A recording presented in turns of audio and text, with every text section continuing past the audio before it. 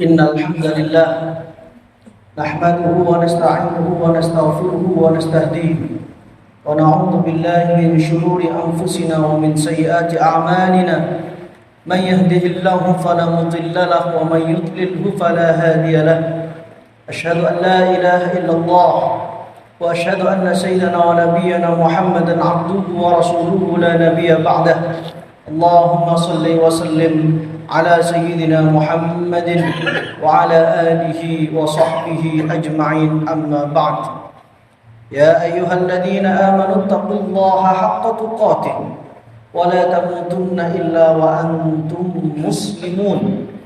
Ma'asyiral muslimin, jamaah salat Jumat Masjid An-Nur PT Unilever Surabaya, marilah waktu yang mulia ini kita gunakan sebaik mungkin meningkatkan kualitas takwa kita ke hadirat Allah Subhanahu wa taala. Kita pegang teguh keimanan kita dan jangan sampai kita meninggal dunia di luar kalimat la ilaha illallah Muhammadur Rasulullah sallallahu alaihi wasallam. Hadirin yang saya hormati, tidak mungkin ada asap kalau tidak ada api. Tidak mungkin ada banjir kalau tidak ada air. Maka beberapa kasus yang mencuat di media sosial akhir-akhir ini tentang tuduhan perselingkuhan dan zina dan lain sebagainya, tentu itu muncul karena sebuah sebab. Ma'asyiral muslimin rahimakumullah, pernikahan siri yang seakan-akan itu dijadikan legitimasi sah secara agama, meskipun secara negara tidak mempunyai hukum yang pasti. Ini memang tidak pernah kita temukan dalam pernikahan para sahabat Nabi, bahkan pernikahan Rasulullah sallallahu alaihi wasallam, pernikahan sirri, yaitu pernikahan sembunyi-sembunyi, pernikahan yang dirahasiakan dari orang lain, tidak ada. Bahkan justru yang kita dapatkan beberapa hadis, beberapa momentum pernikahan Rasulullah sallallahu alaihi wasallam itu diumumkan di halayak umum. Salah seorang sahabat Nabi Muhammad sallallahu alaihi wasallam bernama Abdurrahman bin Auf. Dia baru saja mempersunting perempuan Madinah. Rasulullah sallallahu alaihi wasallam bertanya kepada dia, "Tazawwajta? Kamu sudah menikah barusan?" "Ya Rasul." Rasulullah sallallahu alaihi wasallam menyatakan kepadanya, "Aulim walau bisyatin." Adakan resepsi. Walaupun meskipun engkau hanya menyembelih seekor kambing. Tujuan resepsi walimah dalam bahasa kita adalah untuk mengumumkan pernikahan itu agar tidak terjadi fitnah, tidak terjadi hal-hal yang tidak diinginkan. Karena pernikahan merupakan sebuah hubungan baru antara dua insan manusia, laki-laki dan perempuan, yang berbeda latar belakang dan berbeda jenis kelamin.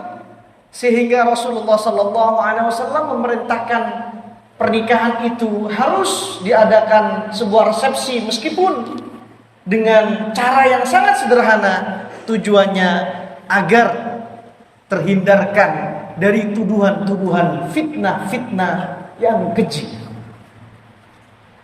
Mengapa demikian? Karena tuduhan fitnah atau tuduhan fitnah zina, tuduhan selingkuh atau fitnah tentang zina, apabila itu tidak benar adanya, maka yang menuduh akan mendapatkan dosa besar dari Allah Subhanahu wa taala.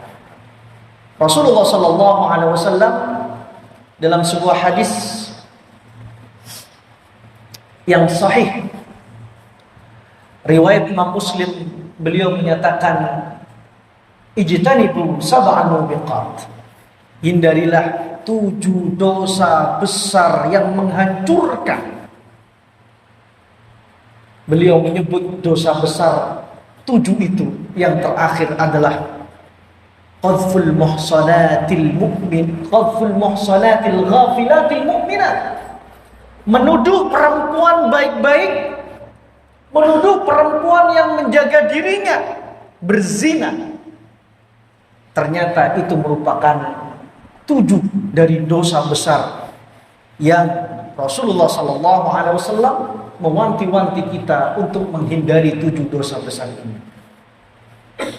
Al-ghafilat dalam hadis tersebut menurut Imam An-Nawawi dalam kitab syarah Sahih Muslim, yaitu Al-Minhaj Syarh Sahih Muslim Ibni Al-Hajjaj, Imam Nawawi mengatakan al-ghafilat disebutkan bahwa adalah tindakan kriminal besar seperti halnya zina.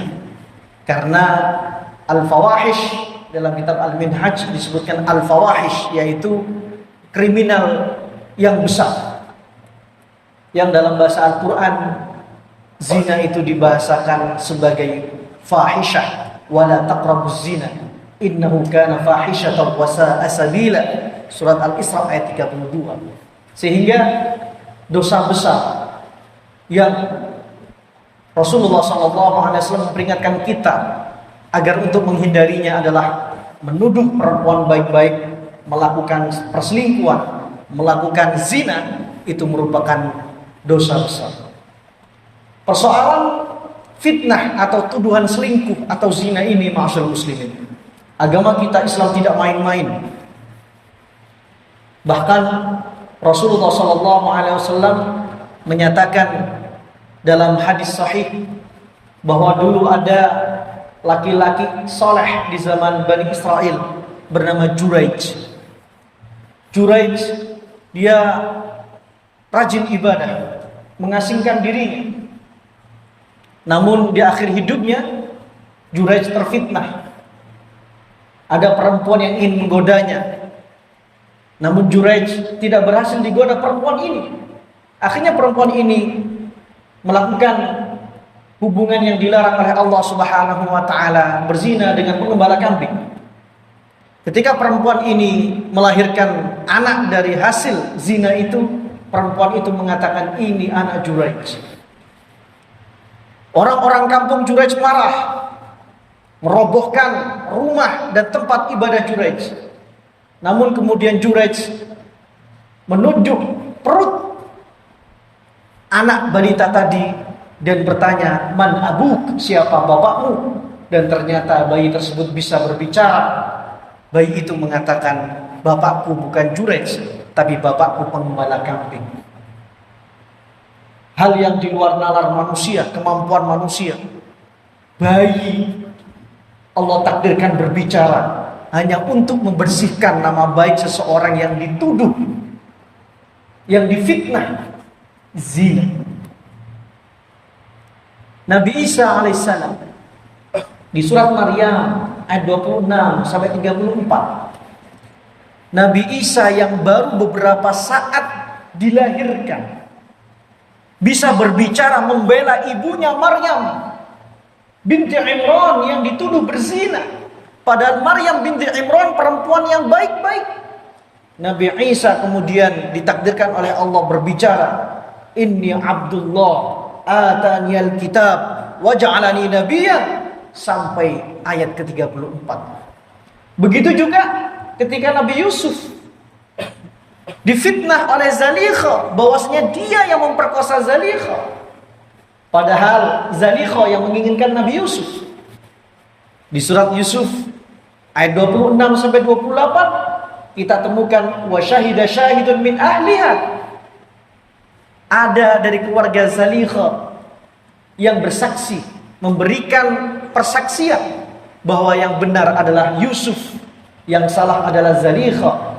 Dan dalam beberapa keterangan kitab-kitab tafsir yang memberikan persaksian itu adalah anak balita yang pada umumnya tidak bisa berbicara, namun Allah dengan kekuasaannya mentakdirkan beberapa balita tadi yang kita sebutkan bisa berbicara untuk membersihkan nama baik orang yang dituduh zina atau selingkuh. Hadirin rahimakumullah, Siti Aisyah radhiyallahu anha pernah diberitakan oleh orang-orang munafik selingkuh, berzina dengan Safwan bin Mu'attal. Dalam sebuah cerita yang terkenal sebagai hadisul ifki, sangat panjang sekali cerita tersebut, yang pada akhirnya Allah membersihkan nama Siti Aisyah dari tuduhan-tuduhan itu. Turunlah surat An-Nur ayat 11 sampai 20 untuk membebaskan nama baik Siti Aisyah dari tuduhan zina dan tuduhan perselingkuhan. Islam tidak main-main soal tuduhan, maka jangan sampai kita mudah menuduh orang lain, memfitnah orang lain. Dan juga mohon maaf, sebaiknya dan alangkah lebih baiknya pernikahan itu tidak dilakukan secara rahasia atau sembunyi-sembunyi. Sebaiknya diumumkan. Kenapa? Karena untuk menghindari dari fitnah dan tuduhan keji, perselingkuhan atau zina. A'udzu billahi minasyaitonir rajim. Bismillahirrahmanirrahim. Wal 'asri innal insana lafi khusrin illal ladzina amanu wa 'amilus solihat wa tawassaw bil haqqi wa tawassaw bis sabr.